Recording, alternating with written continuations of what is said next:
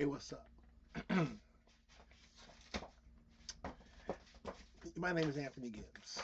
Like I say that very often because I'm not famous at all or anything like that. I wanted to talk about a couple of things here and whatnot. What you hear in the background is my cat destroying some insulation tube I have wintertime because I need cat toys. Hey, you, come here, Squeaky, Squeaky. Well, he didn't come here, but he stopped. Seymour, Seymour. Seymour.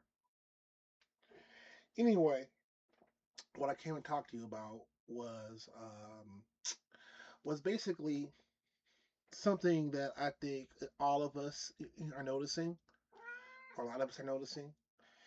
Especially when it comes to service, when it comes to quality of things we get, like say from a fast food restaurant, or or for that matter, how far our dollars are not stretching anymore.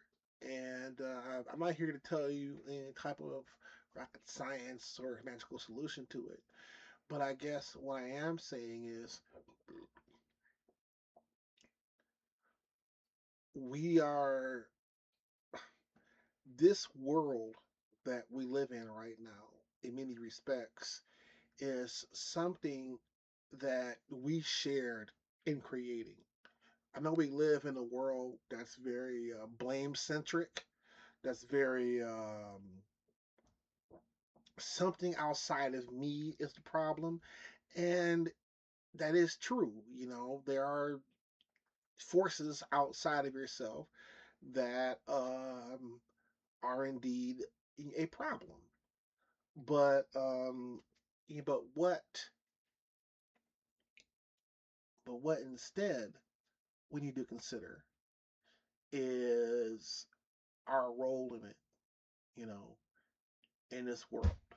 And what I mean by that is what we consume and how we consume, and the choices that we can make every single day to make the world be different. You know, um, I've heard it said that consumers don't have much power because we all act as individuals. Very often. I oftentimes use the comparison of I'm a Lions fan, right? And I talk about how you can go to the game, or for that matter, it could be at a bar or something, and the game is on, right?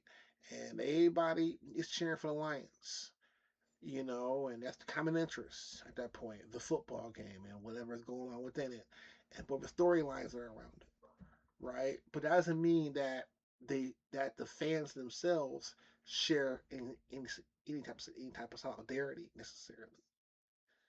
I mean, I could be next to a guy at some restaurant bar and we're watching the Lions game and we could be discussing the Lions down the line. But that's not really anything about us in particular. It's about the Lions. Do you understand what I'm saying when I say that? There's no thought of like my family, his family, my personal experiences, his personal experiences, or for that matter, her personal experiences. You know, it's instead about the Lions. Do you see the power of sport, where it could draw people across all these vast differences to the common interest of this football team and this entertainment that's been built over the past uh, you know, 70 plus years.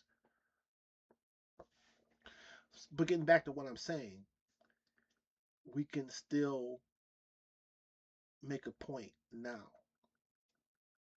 and think carefully on what we're choosing to expend our economic power upon. And I'm not sitting here saying that I'm perfect. Pretty far from it. I'm still working on it, but I'm working on it. I'm working on reconsidering my relationship with money and with consuming.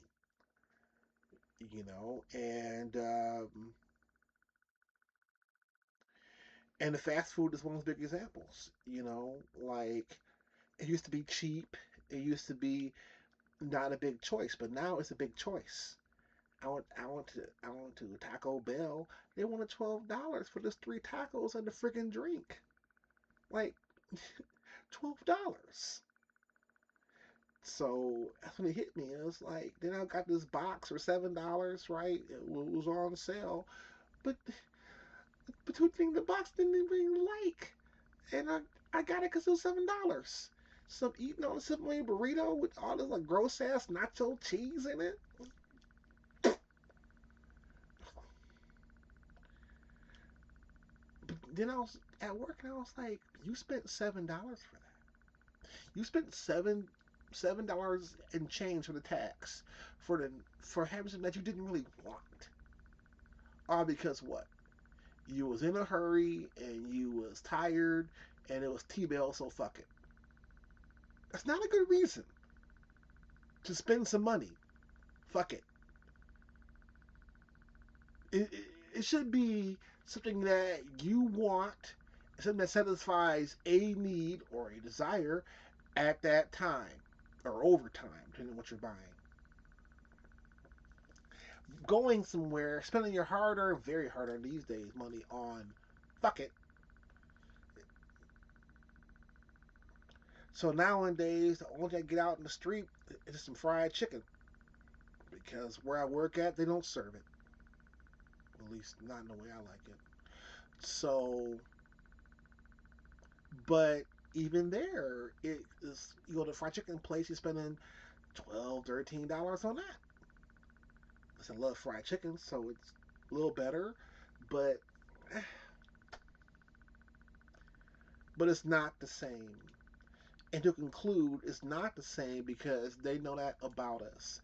They know we're lazy, we're tired, we're in a hurry, or we have to work, and they're sitting right there on the corner waiting for you to spend the 10, 12, $15 at a time for something that costed $7, $8 not too long ago.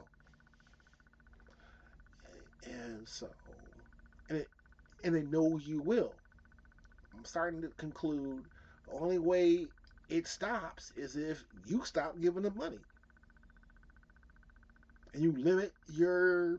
I mean, it's impossible to not go eat fast food. Not impossible, but it's difficult, especially if you don't. I mean, you can get better about planning and have a lunch pack. That might even be a better solution. But for those of us, let's keep it real. We don't have time or energy, and we just try and get something to eat.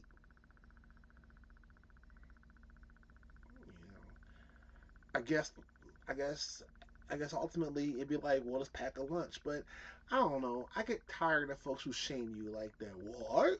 I pack a lunch every day. Well, good for fucking you. For a lot of us, that shit be hard. Okay. Not everybody is a star. So anyway, um, um, this we gotta hang in there, fam. You know, as best we can, right, through these hard times, and we're gonna try to get through by using common sense. And as we get through it, we can be decent towards one another at the same time.